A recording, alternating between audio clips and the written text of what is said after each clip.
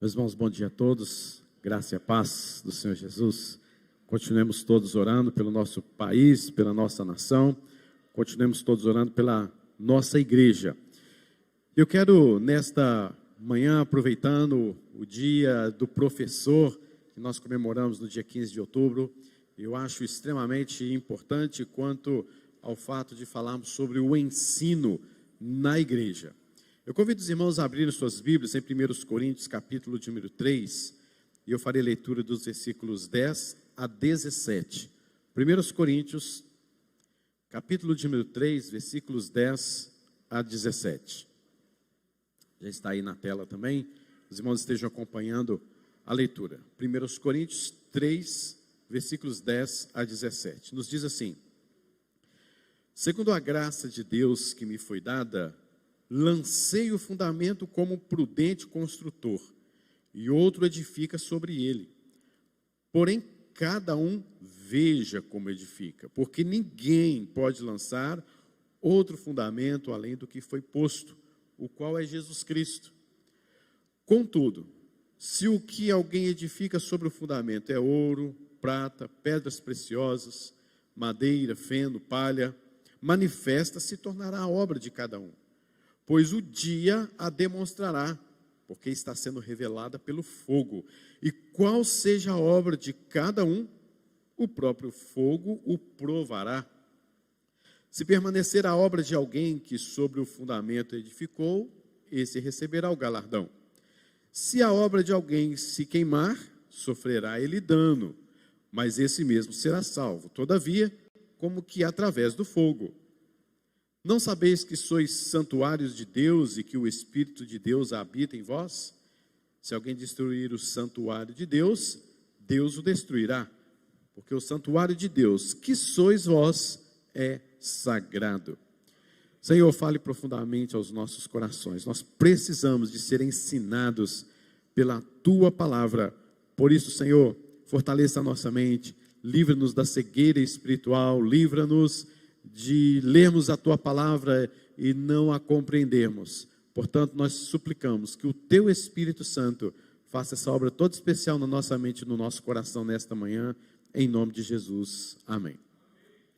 Meus irmãos, então, dia do professor, e eu quero deixar aqui desde já os meus parabéns e o abraço a todos os professores. Mas é interessante nós observarmos que, de alguma medida, todos nós somos professores. Nós sempre estamos ensinando alguém alguma coisa. Os nossos primeiros professores são os nossos pais, que nos ensinaram algumas coisas desde cedo, ou aqueles que são responsáveis por nós. Mas todos nós, de alguma medida, somos professores, ensinamos a alguém alguma coisa. E quando nós falamos de ensino, nada melhor do que olharmos para a igreja do Senhor Jesus Cristo, toda a sua história e principalmente o seu mestre, o Senhor Jesus Cristo, e observarmos o campo que a igreja possui em relação ao ensino. Na realidade, o ensino é uma característica marcante da igreja. Você está aqui hoje pela manhã ouvindo alguém te ensinando alguma coisa. Daqui a pouco iniciará a escola bíblica dominical, você será um aluno e haverá ali um professor. O pastor, o ministro do evangelho, ele está ensinando. Alguém ensina você durante a semana, mas o fato é que a característica marcante da igreja no reino de Deus é o ensino. Nós vemos isso já desde o jardim do Éden, quando Deus ensinou a Adão: de todos os frutos das árvores você pode comer, mas aquele fruto você não vai comer. É um ensino. Vemos isso durante toda a história, e quando chegamos em Moisés, acabamos de ler Êxodo capítulo de número 20, onde Moisés foi um professor, alguém que ensinou aquele povo a fazer e a não fazer coisas. É o ensino. Vemos o próprio Josué, onde o próprio Deus diz a ele: olha, você vai pegar esse livro e vai ensinar a outros. Esdras dispôs o seu coração para ensinar o povo a leitura da palavra, para praticar e para observar toda a lei que havia sido esquecido. E durante todo o Novo Testamento, nós vemos o próprio Senhor Jesus Cristo, o mestre dos mestres, sempre ensinando. Você começa a ler o livro de Marcos e você já vai perceber o próprio João Batista ensinando no deserto. Depois disso aparece Jesus na Galileia, ensinando na Galileia. Depois ele sai da Galileia e vai para outras regiões e Jesus foi ali ensinar. Então, Jesus Cristo veio ensinar sobre ele, veio ensinar sobre Deus o Pai, veio trazer ensino sobre o seu reino e veio trazer ensino sobre a própria igreja que deve ensinar. Porque ele mesmo disse, ide por todo mundo e pregai o evangelho a toda criatura. Este pregar, além de outros fatores, é de fato o ensino, você está ensinando. Então, uma característica marcante da igreja é o ensino. Quando você se converteu por obra do Espírito Santo, foi por meio da palavra. Alguém lhe mostrou, uma leitura foi feita, você aprendeu. O ensino está sempre presente nas nossas vidas, em todos os dias, e isso nos mostra a profunda importância do ensino bíblico, e que somos hoje responsáveis, desde que Jesus foi em ascensão ao céu, ele disse que iria deixar conosco o Espírito Santo, o Consolador, e esse vos ensinará, para que nós ensinemos aos outros. Então veja que a igreja ela está, durante todo este tempo, durante todos estes séculos, ensinando e aprendendo. Por isso é necessário nós observarmos como que a própria Bíblia trata sobre o método, a forma e a personalidade, o caráter de quem ensina. Todos os que ensinam na igreja, diretamente numa igreja local, exercem o dom que é dado pelo Espírito Santo para a proclamação da verdade de Cristo, do seu reino, da sua pessoa, da sua obra, e isso para o crescimento e para a edificação da igreja. Paulo coloca isso muito claramente em Efésios, no capítulo de número 4, onde ele destaca que os dons foi dado para serem alguns pastores, outros mestres, outros evangelistas, a fim de que a igreja seja edificada. Então, queridos, enfim, o ensino é marca da igreja, é essencial na igreja, é uma essência da igreja. Afinal de contas, nós não estamos vindo aqui para fazer o quê?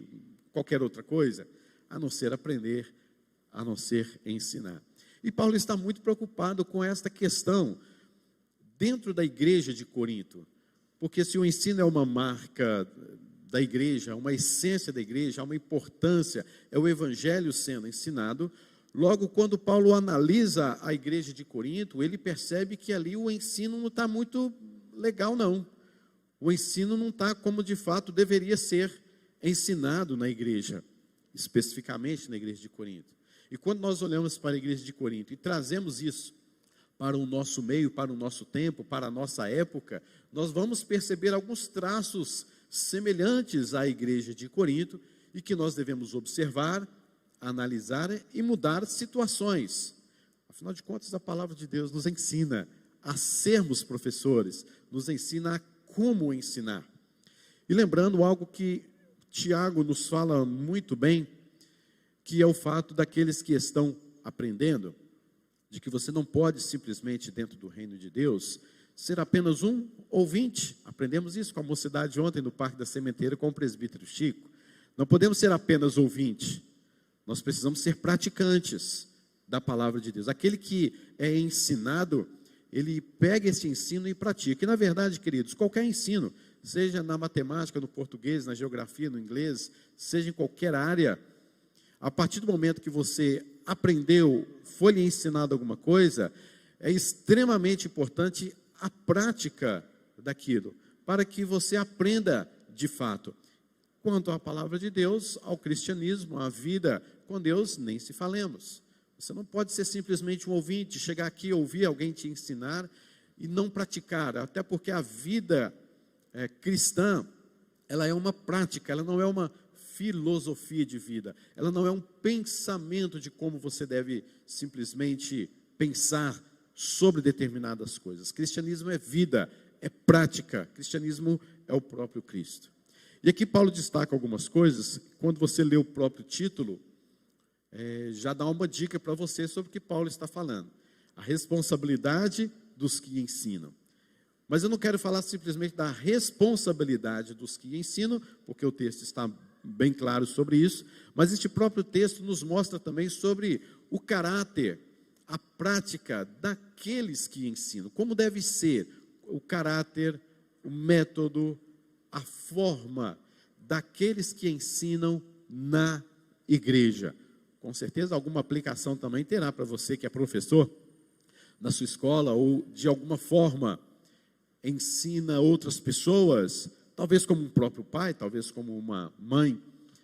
Mas é interessante que ao trazermos isso para dentro da igreja, percebemos a importância de observarmos este texto e vermos sobre o método, a forma, o caráter, a afeição daqueles que de fato ensinam. O primeiro lugar, queridos, que Paulo coloca para a gente, está no versículo de número 10. Observe comigo.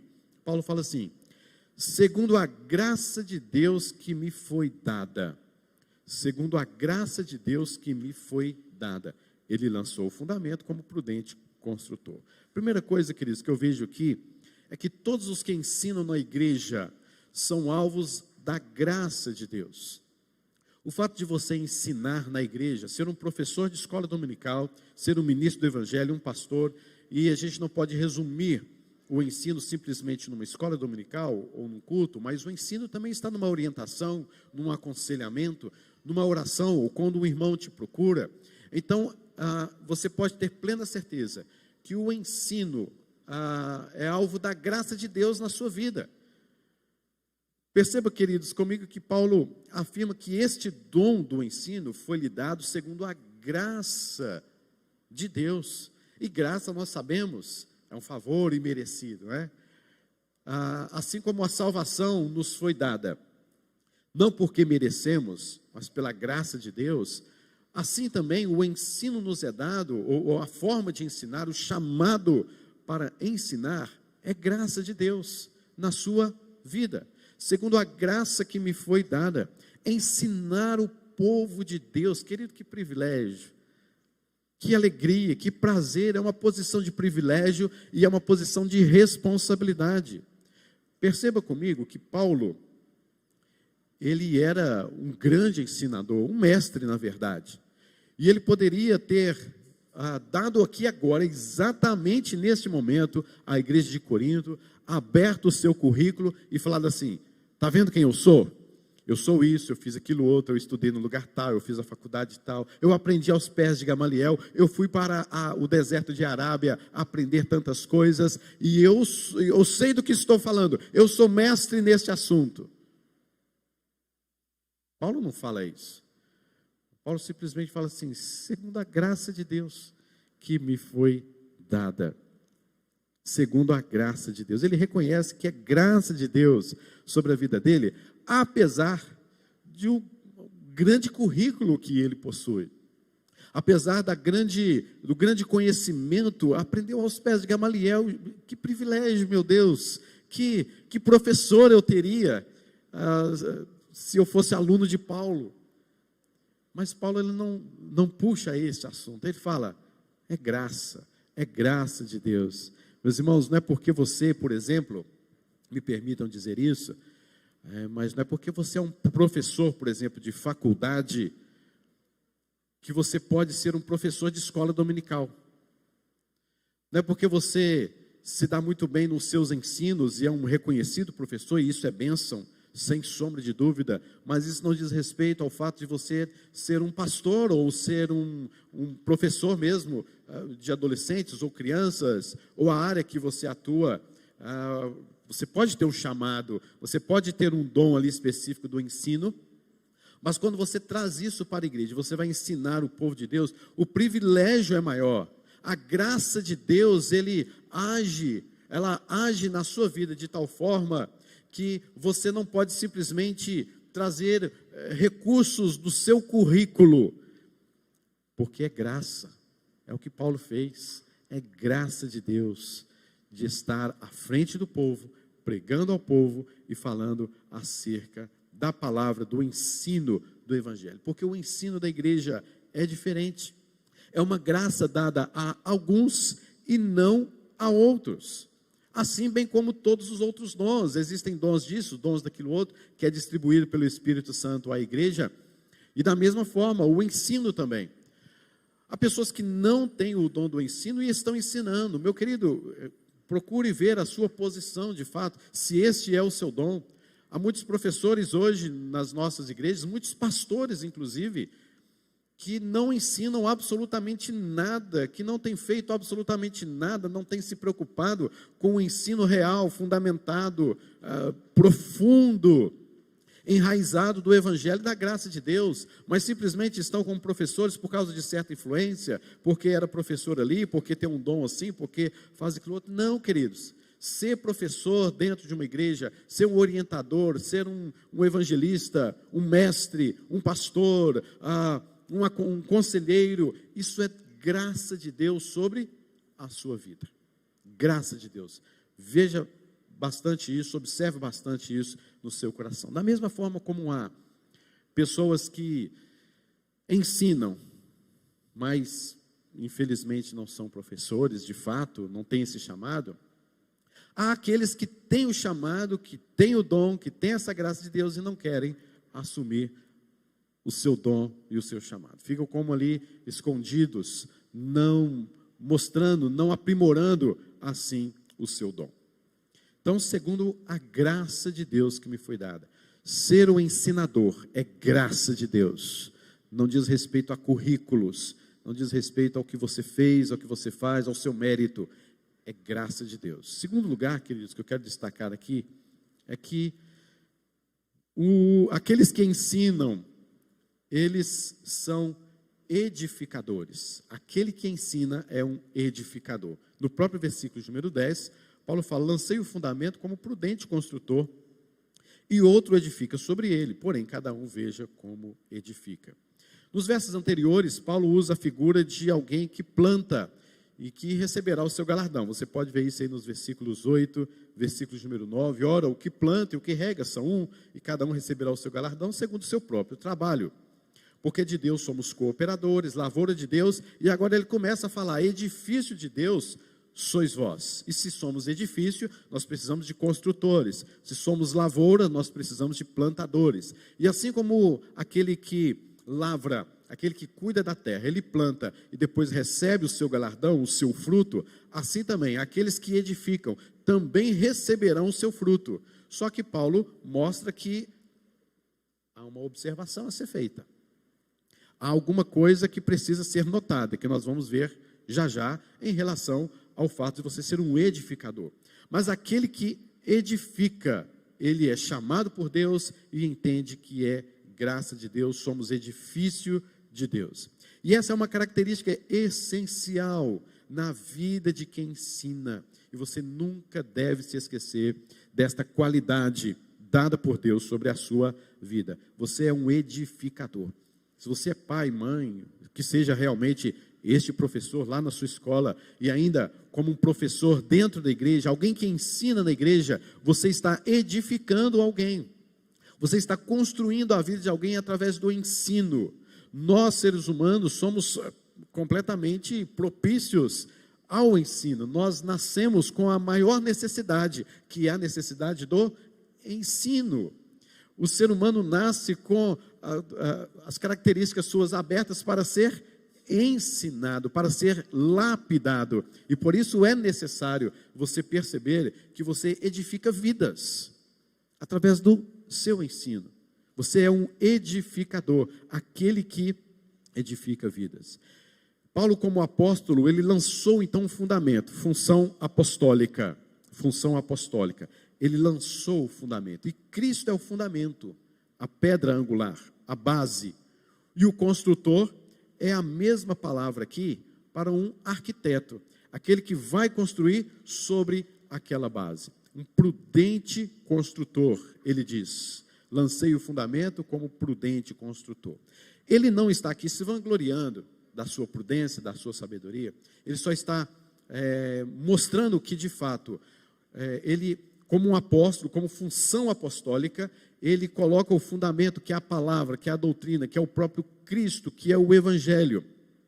E esta expressão, prudente construtor, é frequentemente usada para indicar vários operários com tremenda habilidade, que tiveram participação na construção do tabernáculo Lá no livro de Isaías, você vai ver isso, Isaías capítulo número 3, versículos número 3, e em outros lugares do Antigo Testamento, Paulo usa a figura daqueles que edificaram o tabernáculo e traz esta figura para si como um prudente construtor. E aqui ele mostra também algo fundamental, é que ele fala que como apóstolo ele é um prudente construtor, e outro edifica sobre ele, sobre este fundamento, sobre a palavra, sobre Cristo. Ele lança como apóstolo, agora vem um outro que vai edificar sobre a doutrina dos apóstolos, sobre o fundamento que é Cristo. E essa palavra outro, é interessante nós notarmos, existem duas palavras no original para falarmos sobre outro, né? E talvez fique fácil para você, porque você já estudou algum lugar aí na sua vida sobre algumas misturas, as misturas químicas, né? O halogênio e o heterogêneo. O halogênio é aquela mistura que se torna uma fase só, uma porção só. O heterogêneo é quando você mistura outros 2 ou 3 ou mais produtos e você consegue diferenciar as suas fases, elas não se misturam. Aqui Paulo usa a palavra halon, que significa halogênio, a mistura halogênea. Paulo não está falando de um outro diferente, outro completamente diferente, mas ele está falando outro, aquele que se mistura, aquele que você não consegue identificar a diferença, ou seja, aquele que edifica sobre o que Paulo está fundamentando, que é Cristo, ele não edifica uma outra coisa completamente diferente, mas ele traz nesta construção a mesma essência. Ele continua construindo com a mesma essência daquilo que Paulo já começou a construir, de forma que essas coisas estão nítidas, perceptíveis, você enxerga uma coisa só, é o Evangelho e pronto. O que Paulo está aqui desafiando os irmãos é o fato de, haviam pessoas na igreja de Corinto trazendo o outro, o heterogêneo, trazendo coisas de fora, trazendo coisas que não são perceptíveis e que não fazem parte do Evangelho. Essas pessoas estavam construindo sobre este fundamento, e Paulo está indignado com isso. E ele diz, e o outro edifica sobre ele. E agora a sua maior indignação é a sua observação. Porém, cada um veja como edifica. Como edifica. E esta é também uma característica daqueles que estão edificando. A terceira característica é que aquele que é chamado por Deus para ensinar, ele é extremamente cuidadoso quanto ao ensino, ou seja, quanto à edificação. Cada um veja como edifica. Essa deve ser uma outra característica daqueles que ensinam na igreja. Ser uma pessoa extremamente zelosa, cuidadosa, observando quanto ao que está edificando. No versículo de número 11, Paulo então começa a trazer algumas razões pelas quais aqueles que ensinam devem ser zelosos, cuidadosos, observadores do que está ensinando.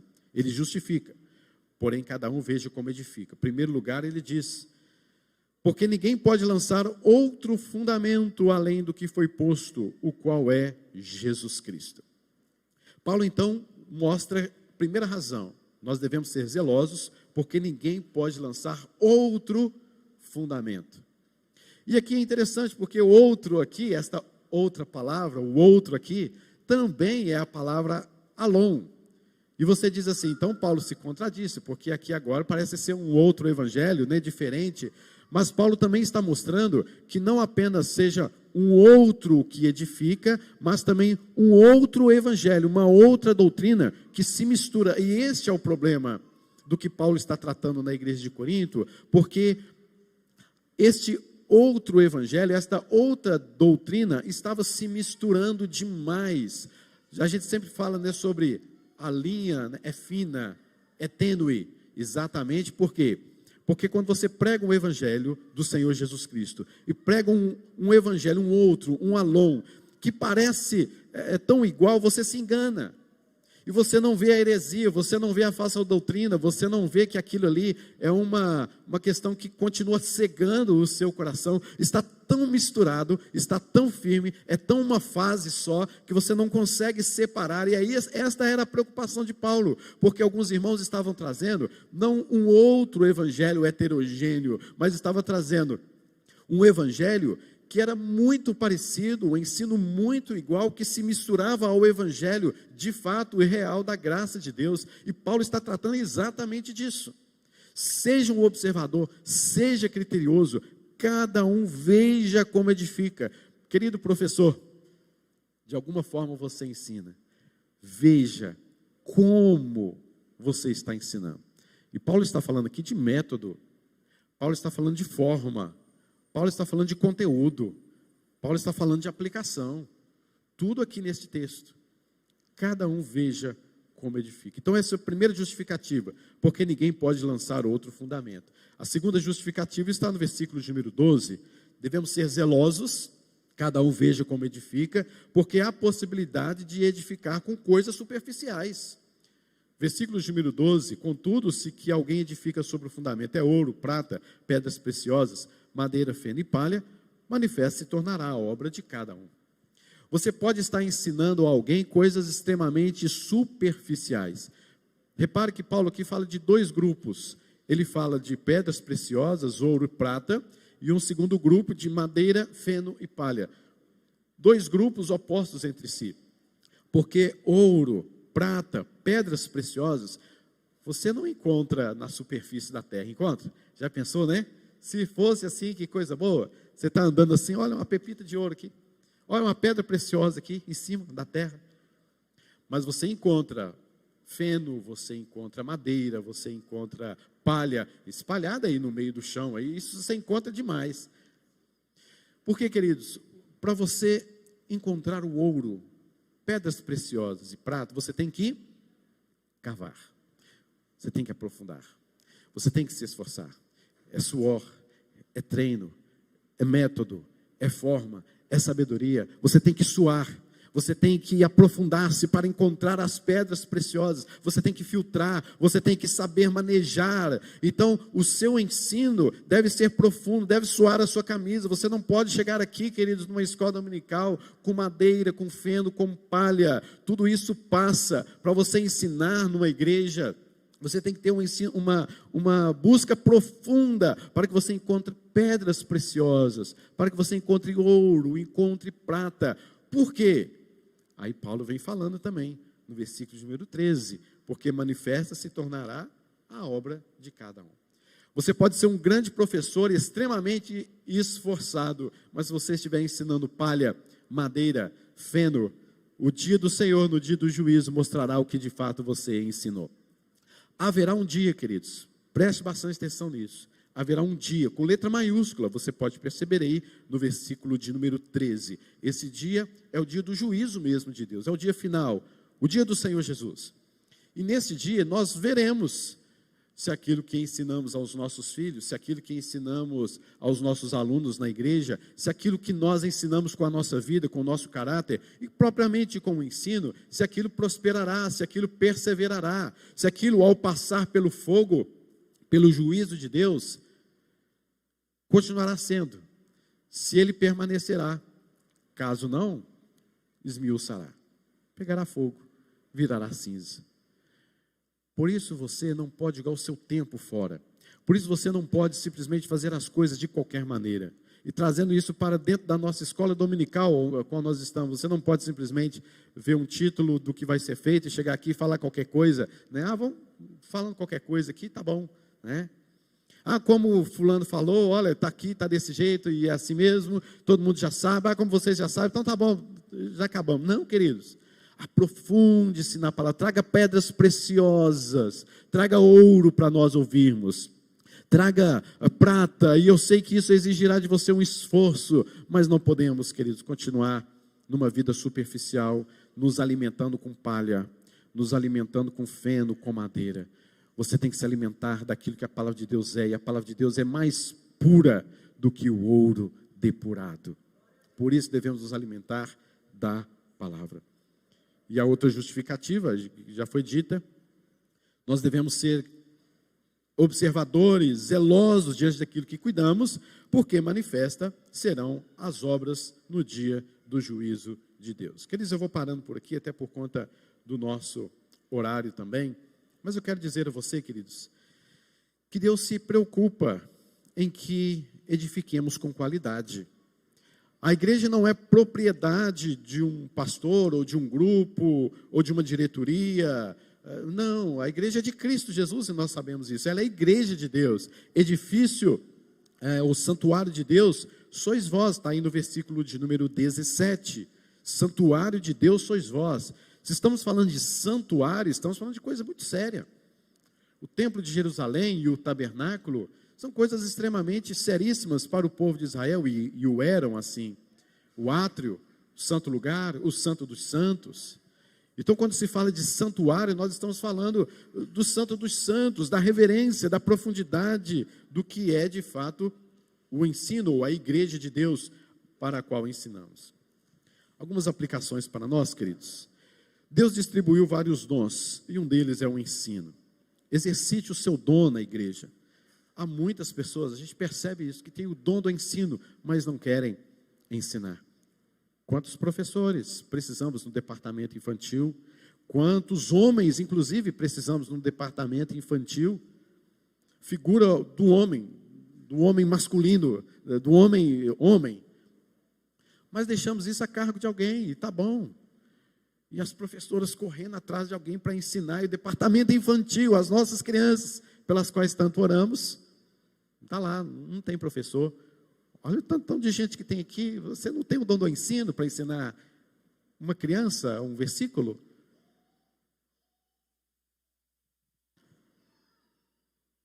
Não é somente você quem trabalha, há outros trabalhadores também, é o que o texto diz, outros edificam. Há outros trabalhadores também, há outras pessoas que edificam. Você não é o suprassumo, você não é o professor melhor, o top, etc. Se é graça de Deus, por que se gloriar? Há outros também que devem trabalhar junto com vocês, e o outro aqui devem estar juntos, na mesma mistura, no mesmo pensamento. Não é chegar, olha, eu penso desse jeito e eu penso daquele outro. Não, pensemos concordemente no Senhor. Terceiro lugar, aplique-se, professor, com profundidade na palavra de Deus para você ensiná-la. Não traga ensino superficial. Não traga ensino de madeira, de palha, de feno. Traga um ensino profundo. Traga aqui a palavra de Deus esmiuçada para abençoar o seu coração. É Cristo Jesus que deve ser o alvo do ensino. Tudo deve concorrer para Cristo. Tudo deve levar você a pensar sobre Cristo, a ver Cristo, a adorar a Cristo, a olhar para o seu caráter, para a sua obra. Todo o ensino deve nos levar a Cristo Jesus. Por isso, aprofunde-se nisso. Ele é o Senhor dos senhores. E em quarto lugar, faça um reexame de como você está ensinando. Suas motivações, suas ponderações, o seu ponto de vista deve estar de acordo com o ensinamento das Escrituras Sagradas. Queridos, uma das coisas que mais entristece um pastor, eu estou dizendo isso perante a classe de pastores, por exemplo, né? Sei que poderia, talvez, os professores dizerem isso, mas como pastor, nós já conversamos sobre isso em grupos de pastores e em seminários, enfim. Mas uma das maiores tristezas dos pastores hoje, como um mestre, um ensinador, chamado pela graça de Deus, evidentemente, é você gastar tempo ensinando, e você dedicar, e a igreja continua a mesma. A igreja não muda, não há arrependimento, não há consolo, não há mudança de vida. As pessoas continuam presas nos seus próprios corações endurecidos e dizem, eu não concordo, eu não sou assim, eu não quero assim, e vou sair daquela igreja porque eu não concordo. Que triste isso. Você não sabe o quanto você entristece alguém, um pastor, por exemplo, ou um professor, quem sabe, ao pensar desta maneira, porque você ensina, e a igreja continua a mesma. Meu Deus do céu, que Deus tenha misericórdia de nós, do nosso ensino, do nosso aprendizado, que você possa saber e tirar essa cegueira espiritual no seu coração, ser mais humilde para aprender, ouvir mais e falar menos e observar mais o que Deus quer de você na sua vida. Que Deus abençoe o ensino da nossa igreja, em nome de Jesus.